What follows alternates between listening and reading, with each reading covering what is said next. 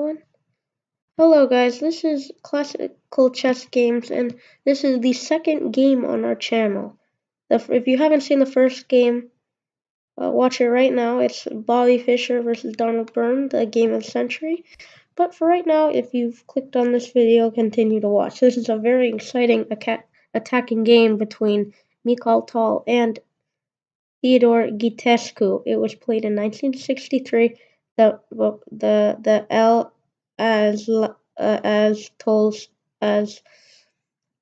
Asztalos Memorial in Hungary.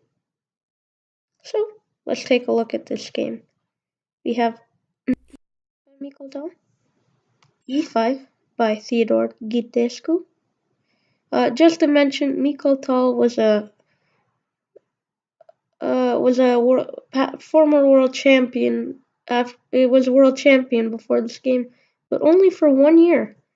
In 1960, he was the world champion, but then lost the rematch against Botswana. So we'll definitely show the 1961. The 1961 one isn't very good because Mikhail Tal was in the hospital a lot, so he wouldn't play too well. He couldn't study and all that.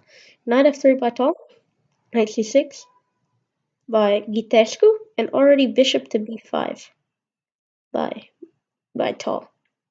Now this is the Ruy Lopez. You notice it's already the standard e4 or e5, what they've told you, that black goes to defend the pawn. And now the two most common moves here are bishop to c4. Well, the three most, let's just say the three most. Bishop to b5 or developing the knight. Here we have, well, or some people like to play, well, some people don't play d4 immediately. But we have the Ruy Lopez opening. This is the Ruy Lopez opening is a very theoretical opening, as there's a lot of opening theory in this, and yeah, it's more theoretical than anything else. It's one of the most commonly played openings. Here we have a6 signaling the Morphy defense. Now the Morphy defense usually is the most common way of countering the Ruy Lopez. The two main other ones are the Cosio defense with knight g to e7, guarding the knight, but this is a little weird because it's blocking the bishop, so the bishop gets developed here. It's not usually played in more higher level play, so of course Ghitescu didn't go for this, and it's more modern. Another more modern approach, which is actually a very good opening, rivals the quality of the actual Morphy defense, knight f6. Well, knight f6 is the Berlin defense, so you're attacking the e4 pawn, right? And the Berlin defense is also another very theoretical and complicated line. But back then, the Berlin defense wasn't, I don't even think it was an opening theory, so we just have the standard Morphy defense. We have bishop to a4 by Tal, because the bishop was kicked. You want to keep the pressure on, for those who don't know the Ruy Lopez Morphy. And now knight to f6, attacking the pawn. Now you may say, how do we guard this pawn? Do we go here? No. Or d3? No. You go castles. Oh, oops, sorry. I keep clicking that. You go castles. Now, if he does go knight capture, if the opponent does go knight capture, this is actually the least common, not the least common move, but not the most common move in the position, actually. More people, as we'll get after, we'll talk about this move, but usually people don't play this. Because after rook to e1, some people go knight here. Let's just say he goes knight back to f6. Knight captures. And well, the threat is taken with check, right? So, well, I mean, you could play this knight captures, but then this isn't too good for black. This is a lot better for white. And if you don't, it's just a much more comfortable position. Maybe you go bishop to e7, so the taking won't have a discovery, but It's better for white. Typically people don't go for this weird knight captures. So instead instead of this we have, instead of going knight captures, we have bishop to e7, which is a much more common approach. To be honest, it's a better move. Doesn't give white too much free activity and development. Here we have rook t1 now, and b5, getting some expansion on the queen side. And this is it's an idea in the Morphy defense. First develop the bishop, knight, and maybe castle, and then push b5, forcing the bishop, relieving the pressure from the bishop on the knight, right? And now forcing the bishop to b3. And here we have d6 by Ghitescu. Now d6 is a very common move. It's a good move. I mean, it has a very nice pawn chain and it supports the e pawn. But it's the most common move, right? Yeah, and now you're getting the bishop out. I mean, most people just develop the bishop to like d7. But since the expansion's had, there's some people that actually, very little, few of the times, but there's some people that actually go and shadow the bishop. That's not common, but I mean, you could see it. Here, c3 by Tal. Going back here, there's a very sharp line, which I will show you the game eventually. If you've ever seen Frank Marshall versus Jose Raul Capablanca, played in, I'm forgetting, it's in 1927. Marshall actually played kingside castle here. And, well, Capablanca went c3. And at that time, this variation wasn't known because Marshall, people said it was, I don't, it could be a myth, but people said he spent about 8 years preparing this for a worthy opponent. Well, Capablanca, I think, was world champion at that time. And Marshall was U.S. champion. And Marshall thought maybe he could take down the great Cuban with the d5 sacrifice, which was played in the game. Now, I'll just show this. I won't go into depth of what typically white does. I'm just showing this as the Marshall attack. But this was not played. It wasn't very... It was known, but I mean, Ghitescu, because this game was played in the 60s, but Ghitescu decided, I'll just go for a regular Morphy defense. Now after c3, of course, oof, I keep pressing that. My bad. Okay. Of course, here after c3 top, and sorry, after the c3, Ghitescu castled. But the idea of c3 is now if the knight comes to the edge to try and collect to the bishop, right? Take the bishop pair. The bishop can always go to c2.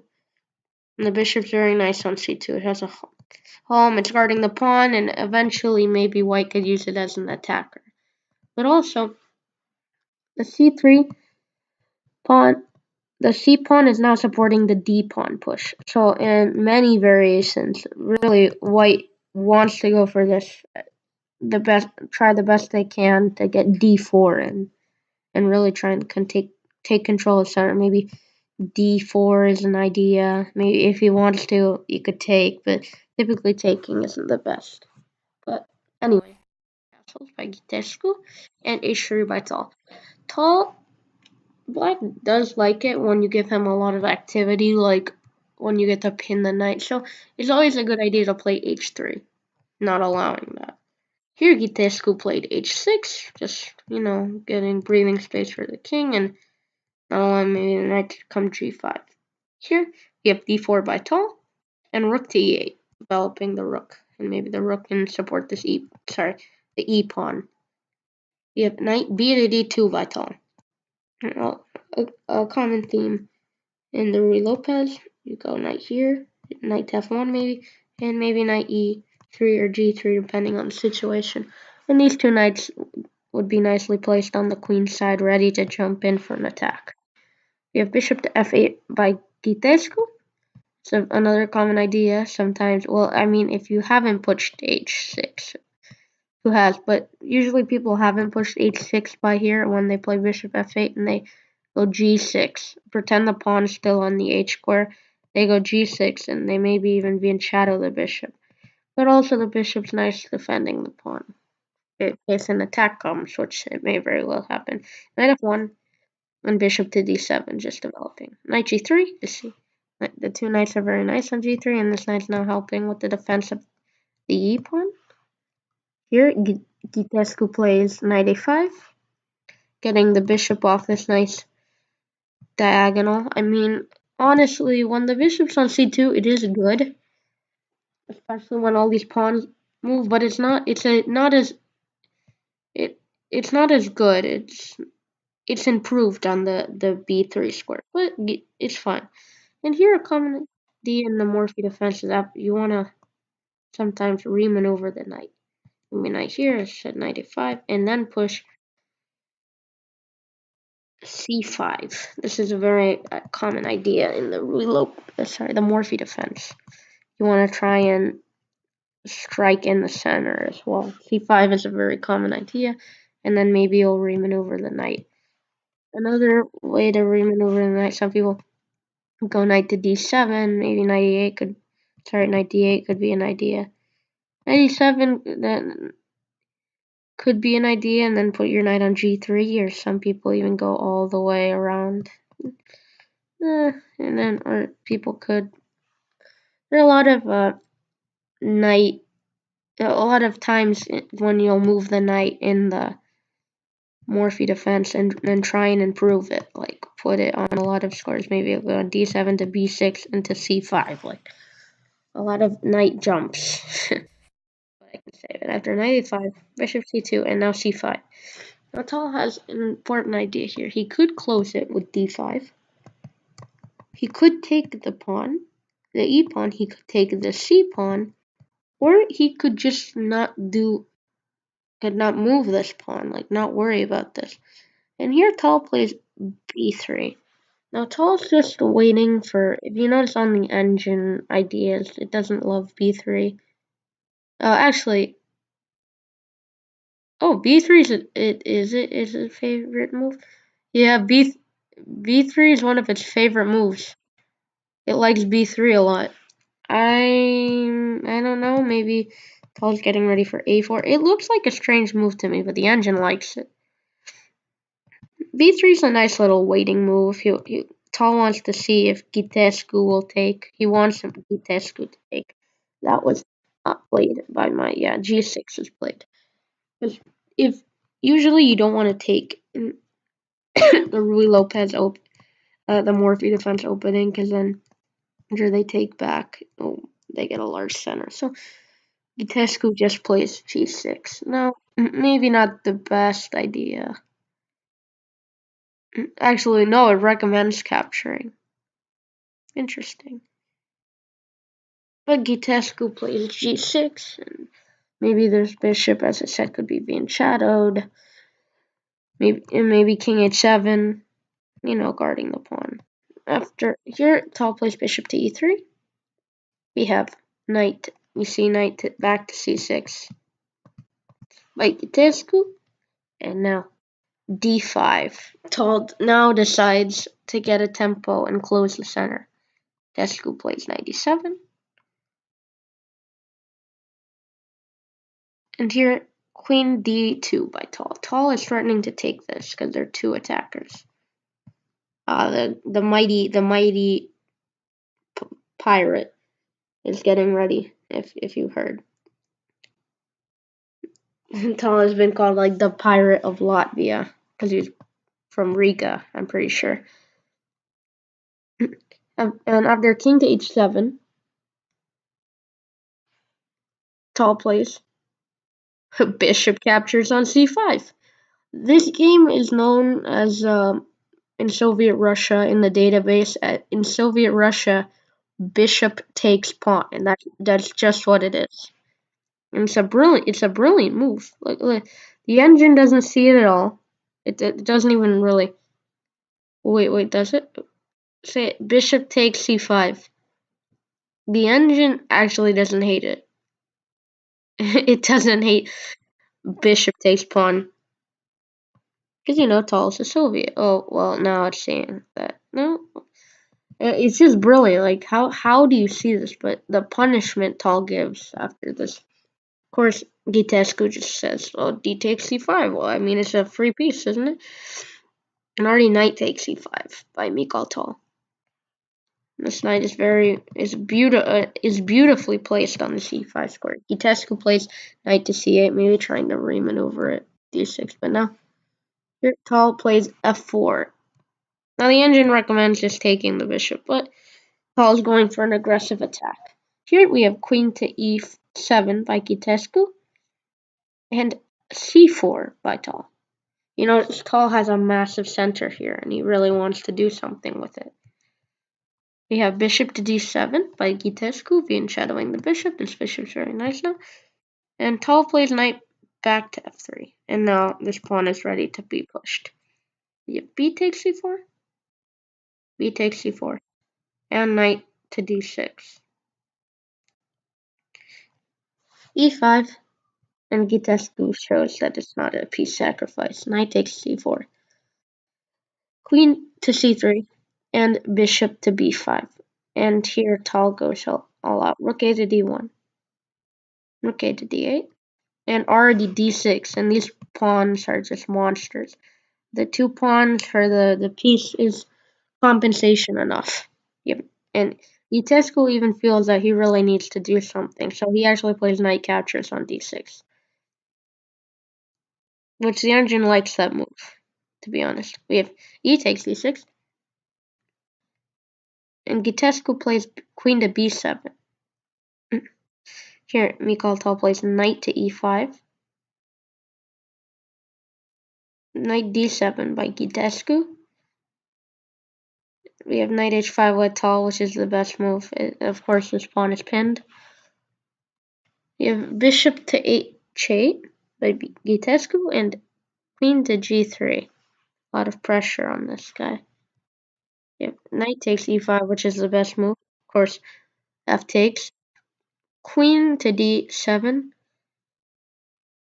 and knight f4. Now there's a ton of pressure here. Bishop takes e5. But if you notice, the engines are extremely in Tal's favor.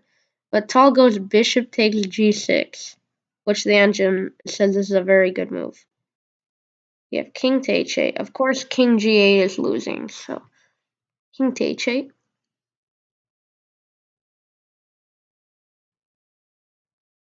And bishop takes f7 by Tal. We have bishop to d4 check. Rook takes d4 by Mikhail Tal. Rook takes e1, queen takes e1, and queen takes bishop. We have queen to e5 check. Ghitescu goes queen to g7. And Tal goes queen takes c5. Ghitescu goes bishop to c6. And rook to d2 by Mikhail Tal. And after that, Ghitescu resigns. He knows that the game is over. If you look at it, Tal is just a lot better here. I mean, this checkmating threat isn't there. Tal's up, I think, Tal's up 2 pawns. It's just a much better position. He's threatening this. He's threatening you. As I said, threatening that.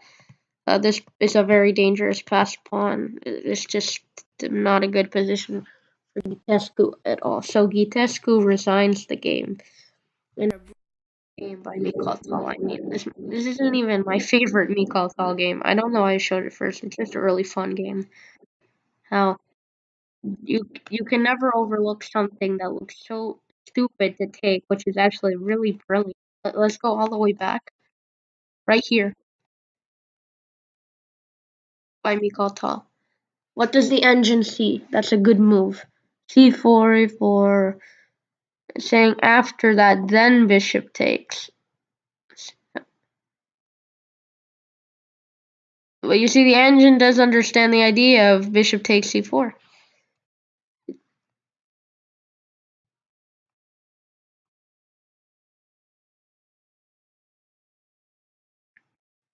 It's just amazing. Like, How do you see this?